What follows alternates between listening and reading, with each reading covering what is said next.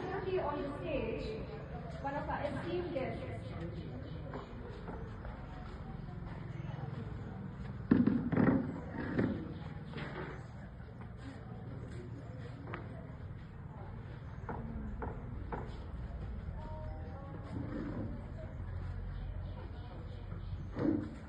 I welcome Mr. Nataraj, another esteemed guest for the day.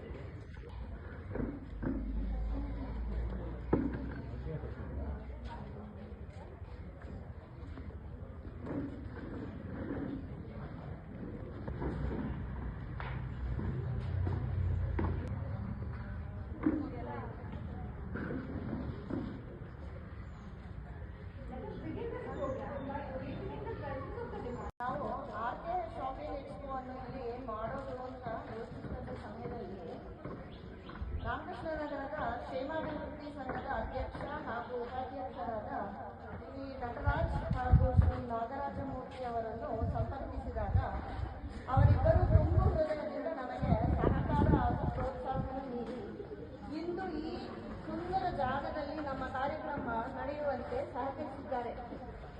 ಅವರಿಬ್ಬರಿಗೂ ವಂದಿಸುತ್ತಾ ನಮ್ಮ ಚಿಕ್ಕ ಕಾಣಿಕೆಯನ್ನು ಅರ್ಪಿಸುತ್ತಿದ್ದೇವೆ.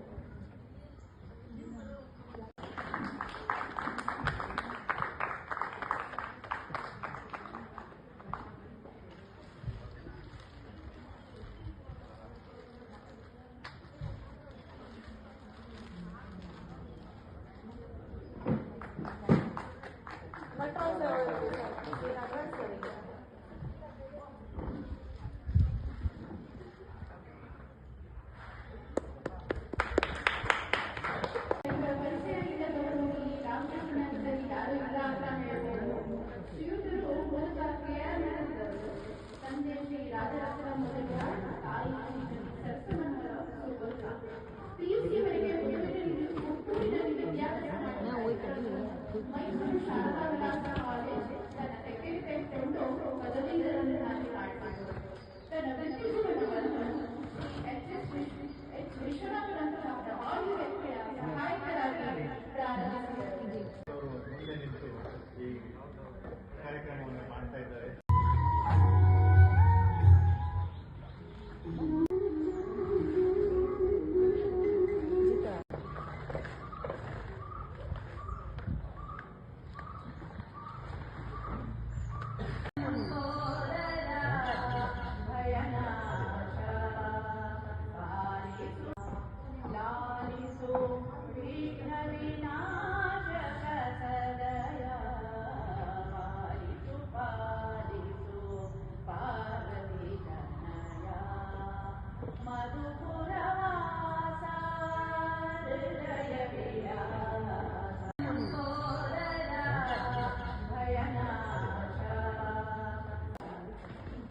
ಇವತ್ತಿನ ಅತಿಥಿಗಳಲ್ಲಿ ಒಬ್ಬರಾದ ಡಾಕ್ಟರ್ ನಾಗರಾಜಮೂರ್ತಿ ಮೂಲತಃ ರಾಮನಗರ ಜಿಲ್ಲೆಯವರು.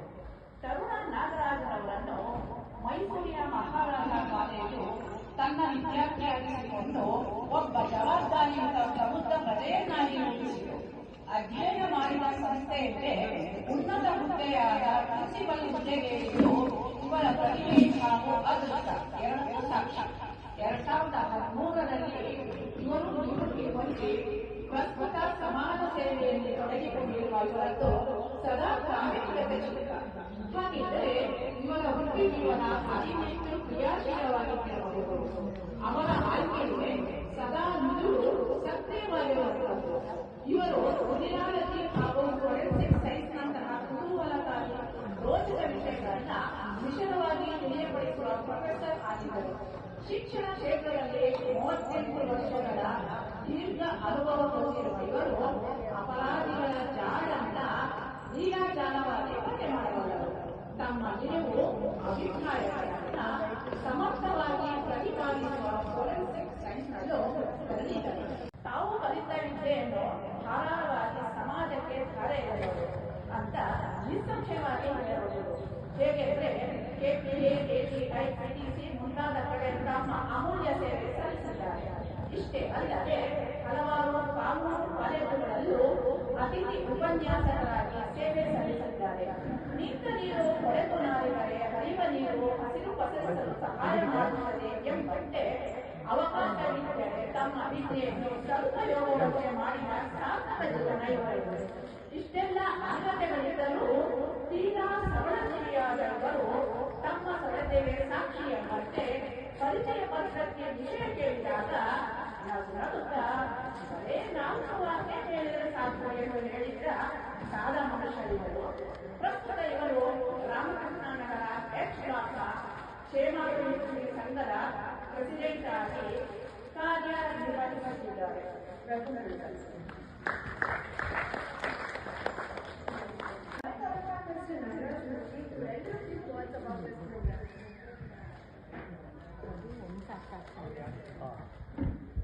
ಎಲ್ರಿಗೂ ನಮಸ್ಕಾರ. ನನ್ನ ಬಗ್ಗೆ ಬಹಳವಾಗಿ ಹೇಳ್ಬಿಟ್ಟು ಮೇಡಮ್,